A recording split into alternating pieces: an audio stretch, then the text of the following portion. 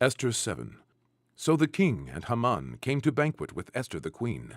And the king said again unto Esther on the second day at the banquet of wine, What is thy petition, Queen Esther? And it shall be granted thee. And what is thy request? And it shall be performed, even to the half of the kingdom.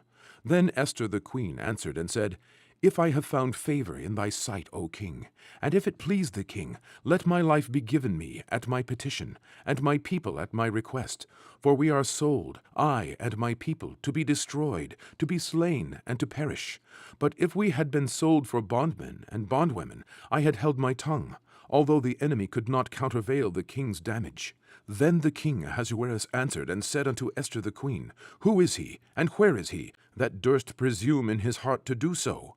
And Esther said, The adversary and enemy is this wicked Haman.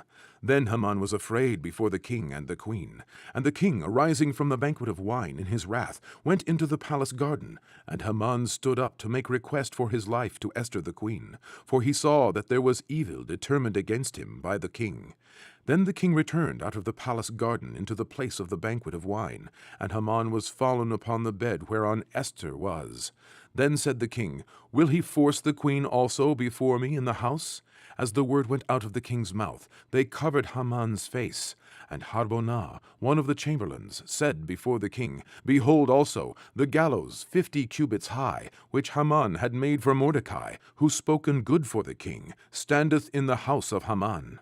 Then the king said, Hang him thereon. So they hanged Haman on the gallows that he had prepared for Mordecai. Then was the king's wrath pacified.